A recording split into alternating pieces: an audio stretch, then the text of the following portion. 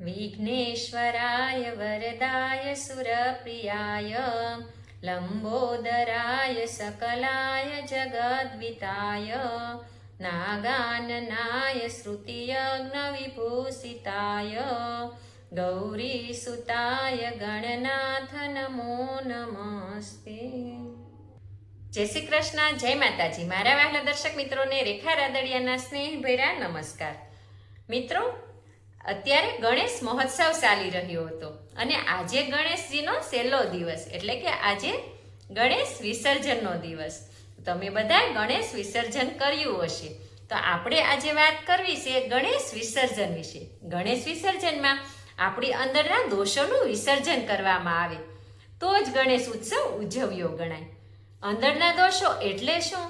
તો કે ક્રોધ, અહંકાર, લોભ, ઈર્ષ્યા, દુખાવા, નફરત, અવિશ્વાસ, આસક્તિ, આ બધા માનસિક અને ભાવાત્મક દોષો છે જે આપણને શાંતિથી જીવવા નથી દેતા.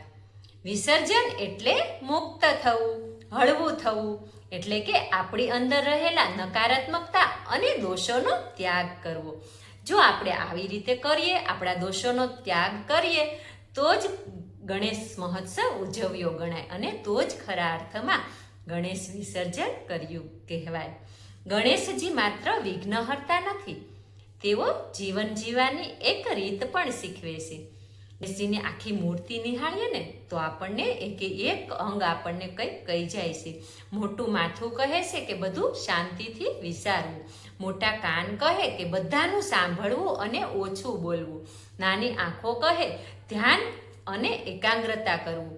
મૂષક એટલે કે ઉંદરડી કહે આપણી ઈચ્છાઓ પર નિયંત્રણ કરવું. લાડુ કહે પરિશ્રમ કરો, ખૂબ મહેનત કરો અને પછી પ્રસાદ રૂપે મળશે લાડુ. અને એક દાંત આપણને ક્ષમાશીલ થવું કહે છે, ત્યાગી બનવાનું કહે છે. ગણપતિનો સાચો સંદેશ છે કે અહંકારને છોડો, સરળતાથી જીવો અને સકારાત્મક ચિંતન અપનાવો. જ્યારે આપણે અંદરના દોષોનું વિસર્જન કરીએ છીએ ને ત્યારે જ આપણે ગણપતિનો સાચો સંદેશ સમજી શકીએ છીએ. ભગવાન ગણેશ આપણને શીખવે છે કે મન, વાણી અને કર્મમાં શુદ્ધતા રાખીએ. ભગવાન ગણેશ આપણને શીખવે છે કે મન, વાણી અને કર્મમાં શુદ્ધતા રાખીએ તો વિઘ્ન આવે જ નહીં. આપણે દર વર્ષે ઘરમાં અને સોસાયટીમાં ગણપતિ બેસાડીએ છીએ, પૂજા કરીએ, આરતી કરીએ, મીઠાઈમાં લાડુનો પ્રસાદ ધરીએ અને પછી છેલ્લે વિસર્જન કરીએ. 10 દિવસ આપણે આનંદ કરીએ, ઊંડા ઊંડા ભક્તિના ગીતો સાંભળવામાં આવે, ભવ્યમાં ભવ્ય આપણે મંડપ બનાવીએ અને સરસ મજાનું ડેકોરેશન થાય છે. 10 દિવસ બાપાના જ ગુણગાન કરવામાં આવે છે. તો પણ માણસ હજુ અંદરથી ભટકતો જ રહે છે, કારણ કે આપણે વિસર્જન બરાબર સમજ્યા નથી અને માત્ર માટીની મૂર્તિનું જ આપણે વિસર્જન કરીએ છીએ. પણ અંદર છુપાયેલો લોભ, ક્રોધ, અહંકાર, ઈર્ષ્યા, ભ્રષ્ટાચાર, દુષ્ટ વિચારો, એનું વિસર્જન જો કરીએ ને તો બાપા આપણામાંથી વિઘ્ન દૂર કરે.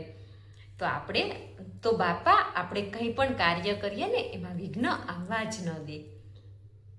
પણ આજકાલ તો માણસ પોતે જ વિઘ્ન બની ગયો છે. ઘરમાં કલહ, સમાજમાં ટોળાશાહી, કામ પર અસંતોષ અને દિલમાં અંધકાર.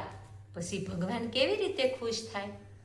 ગણપતિનું વિસર્જન એ માત્ર એક વિધિ નથી, એ જીવનની એક મોટી શીખ છે. ગણપતિ ભક્તને કહે છે, મારે તારા ઘરમાં 10 દિવસ માટે નહીં પણ આજીવન માટે જગ્યા જોઈએ છે. તમે મારી ખૂબ જ ભક્તિ કરી પણ અહંકાર નથી છોડતા, તો હું કેવી રીતે રહી શકું? વિસર્જન એક સંકલ્પ છે કે હવે હું મારામાં બદલાવ લાવીશ.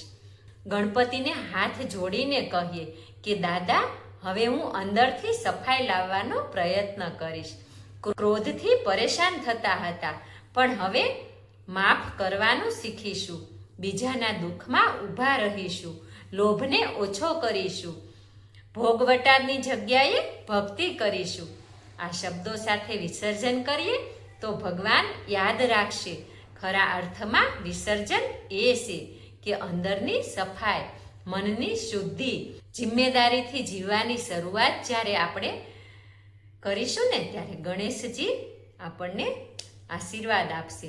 ગણેશજીને નદીમાં ડૂબાડીએ ત્યારે એવું નહીં વિચારવાનું કે હવે બાપા ગયા, પરંતુ સમજવું કે ભગવાન મારી અંદર સ્થાયી થયા છે, કે ભગવાન હવે કાયમી માટે મારી અંદર છે, તો મારે હવે ભગવાનને ગમે એવું જીવન જીવવાનું છે.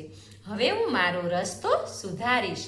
10 દિવસ પૂજામાં જો આપણે ભગવાનને બેસાડ્યા હોય ને અને 10 મિનિટ પણ આપણે તેમને સમજી ન શક્યા હોય ને તો કેટલી બધી ભૂલ થઈ ગઈ કહેવાય. જો 10 દિવસ આપણે ખરા અર્થમાં બાપાની ભક્તિ કરી હશે ને તો આપણા વર્તનમાં બદલાવ આવશે. ક્યારેય જૂઠું નહીં બોલીએ, ખોટું નહીં કમાવીએ, કોઈ માણસને દુઃખ નહીં આપીએ. પછી ગણપતિ બાપા કહેશે કે તમે મારા નામે તમારા દોષોનું વિસર્જન કરો. મિત્રો, હિન્દીમાં કહેવત છે કે મૂર્તિ વિસર્જન તો હો પર મંત્ર સજીવ હો, એટલે કે ભગવાનની પ્રતિમા તો પાણીમાં વિલીન થાય પણ બાપાનો સંદેશ, તેની શીખ આપણી અંદર આજીવન રહે. ગણપતિને વિસર્જન કરતા પહેલા વિચારો, શું આપણે સાચા અર્થમાં ગણપતિને આવકાર્યા હતા અને શું હવે આપણે એમનું સાચું વિસર્જન કરીએ છીએ? વિસર્જન કરતી વખતે આપણે બાપાને કહીએ કે આગલા વર્ષ સુધી તમે જ્યારે ફરી આવશો ને ત્યાં સુધી હું મારા જીવનને બદલીશ, આત્મવિસર્જન કરીશ, પોતાને બદલી નાખવાનો સંકલ્પ કરીશું. તો ખરા અર્થમાં ગણેશ વિસર્જન થયું કહેવાય. હે ગણપતિ બાપા મોરયા, અમે અમારા અંદરના દૂષણોનું વિસર્જન કરીશું અને પ્રેમ અને શાંતિના માર્ગે ચાલીશું અને ભગવાનને અમારા જીવનમાં સ્થાયી કરીશું. ગણપતિ બાપા બધાને સુખ, શાંતિ, સમૃદ્ધિ આપે એવી પ્રાર્થના કરીએ. બોલો ગણપતિ બાપા મોરયા. ગણપતિ બાપા બધાને સ્વસ્થ રાખે, સુખી રાખે, નિરોગી રાખે તેવી આશા સાથે જય ગણપતિ બાપા. જો મારા વિડીયો તમને સારા લાગતા હોય તો લાઈક કરો, શેર કરો અને કમેન્ટમાં ગણપતિ બાપા મોરયા લખી દેજો. જય ગણપતિ બાપા.